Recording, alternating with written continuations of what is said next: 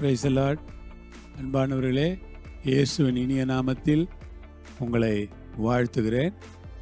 இந்த காலையில் உங்களை சந்திக்கிறதிலே நான் மகிழ்ச்சி அடைகிறேன். கர்த்தர் தாமே உங்களை ஆசீர்வதிப்பாராக. 1 யோவான் 1 அதிகாரம் 5வது வசனம். தேவன் ஒளியாயிருக்கிறார், அவரில் எவ்வளவேனும் இருள் இல்லை. இது நாங்கள் அவரிடத்தில் கேட்டு உங்களுக்கு அறிவிக்கிற விசேஷமாயிருக்கிறது.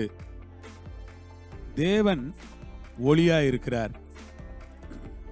ஆண்டவருடைய நாமம் மகிமைப்படுவதாக. தேவன் ஒளியாயிருக்கிறார்.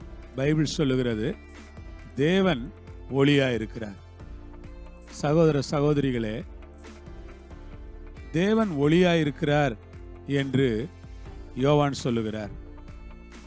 யோவானுடைய சுவிசேஷத்தில் தான் அதிகாரத்திலேயே அவருக்குள் ஜீவன் இருந்தது, அந்த ஜீவன் மனுஷருக்கு ஒளியாயிருந்தது, இருளிலே அது பிரகாசிக்கிறது, இருளானது அதை பற்றி கொள்ளவில்லை என்றெல்லாம் எழுதப்பட்டிருக்கிறது.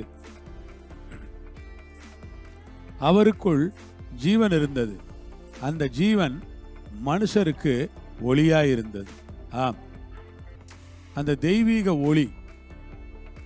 தேவன் ஒளியாயிருக்கிறார். அப்படி என்றால் என்ன? ஆண்டவர் ஒரு வெளிச்சம், ஒரு பிரகாசம், ஆண்டவர் ஒரு மகிமை. அதை நாம் எப்படி விளங்கிக் கொள்வது? யோசித்து பாருங்க. இயேசு சொன்னார், இந்த உலகத்திற்கு நான் ஒளியாயிருக்கிறேன். அதுவும் யோவான்ல தான் இருக்கு. இந்த உலகத்துக்கு நான் ஒளியா இருக்கிறேன். இந்த ஒளி உலகத்தில் இருக்கும் மட்டும் இருள் மேற்கொள்ளாது. இதையெல்லாம் இயேசு தான் சொன்னார். உலகத்துக்கு ஒளியா இருக்கிறேன். Price the Lord. அருமையான ஆண்டவருடைய பிள்ளைகளே, நம்முடைய ஆண்டவர் ஒளியா இருக்கிறார், ஒளியில் வாசமாயிருக்கிறார், ஒளியை வஸ்திரமாக தரித்திருக்கிறார். அவர் ஒளி. அப்படியானால் தேவனை உடைய மக்கள் யாருமே இருளா இருக்க மாட்டார்கள். Praise the lord. இருளிலிருந்து வெளிச்சத்தை பிரகாசிக்க சொன்ன தேவன் தமது மகிமையின் ஒளியை எங்கள் இருதயங்களில் தோன்ற பண்ணும் பொருட்டாக எங்கள் இருதயங்களிலே பிரகாசித்தார். ஆம், இயேசு நம்முடைய இருதயங்களிலே பிரகாசித்தாரா? எப்படிப்பட்ட ஒளி என்று சற்று யோசித்து பாருங்களேன்.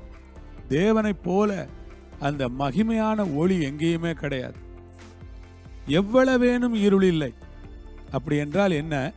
எப்பக்கமும் பிரகாசம், எப்பக்கமும் மகிமை, எப்பக்கமும் வெளிச்சம். தேவன் என்றாலே அது முழுமையாக ஒரு ஒளிதான். இந்த ஒளி, அதனால தான் மத்தேயு சுவிசேஷத்துல அவர் சொல்றாரு, நீங்க பூமிக்கு வெளிச்சமா இருக்கிறீங்க, உலகத்துக்கு வெளிச்சமா இருக்கிறீங்க. இந்த உலகத்துக்கு நான் ஒரு வெளிச்சம். என்னை பார்க்கிறவங்க சொல்லணும், இவர் இருளற்ற மனிதன், இவர்கிட்ட ஒளி இருக்கு, இவர்கிட்ட வெளிச்சம் இருக்கு, இவர்கிட்ட குறைகள் இல்லை, இவர்கிட்ட கரைகள் இல்லை, இந்த மனுஷன் ஒரு சுத்தமான மனுஷனா இருக்கிறார் என்று சொல்லும்படியாக நானும் அந்த ஒளியை வாஞ்சிக்கிறேன். Price the Lord. 7வது வசனம் பாருங்க. அவர் ஒளியில் இருக்கிறது போல நாமும் ஒளியிலே நடந்தால் ஒருவரோடு ஒருவர் ஐக்கியப்பட்டிருப்போம். அவர் ஒளியில் இருக்கிறது போல நாமும் ஒளியிலே நடந்தால், நாம் அந்த வெளிச்சத்துல தான் நாம் வாழணும். இருட்டுக்கு போயிடக்கூடாது. பாவமாகிய இருட்டு, அசுத்தமாகிய இருட்டு, பொல்லாப்பு நிறைந்த இந்த உலகத்தில் நீங்கள் போய்விடாதீர்கள். எழுந்து பிரகாசி, உன் ஒளி வந்தது, கர்த்தருடைய மகிமை உன்மேல் உதித்தது என்கிற வார்த்தையின்படி பிரகாசியுங்கள், உங்கள் ஒளியை காப்பாற்றிக் கொள்ளுங்கள். இந்த உலகத்தின் இருளிலே போய் மூழ்கி விடாதீர்கள். ஆண்டவர் உங்களுக்கு எனக்கு கிருபை கொடுப்பாராக. ஜெபிக்கலாம். பரலோக பிதாவே, உமக்கு ஸ்தோத்திரம். தேவன் ஒளியாய் இருக்கிறீர். உம்மில் எவ்வளவேனும் இருள் இல்லை என்பதை நாங்கள் அறிந்திருக்கிறோம். அதற்காக ஸ்தோத்தரிக்கிறோம். கரங்களில் ஒப்பு கொடுக்கிறோம் கர்த்தாவே. இந்த ஒளியிலே இருக்க எங்களுக்கு கிருபை செய்யும். ஒளி வஸ்திரமாய் தரித்த ஆண்டவரை ஆராதித்து வாழ்க்கை ஆண்டவருக்கு ஒப்படைக்கிறோம். பெரிய காரியங்கள் செய்யுங்கப்பா. இயேசுவின் நாமத்தில் கேட்கிறோம் எங்கள் பரமபிதாவே. ஆமென். ஆமென். ஆண்டவர் உங்களோடு இருப்பார், உங்களை ஆசீர்வதிப்பார். சமாதானத்தோடு இருங்கள். ஆமென்.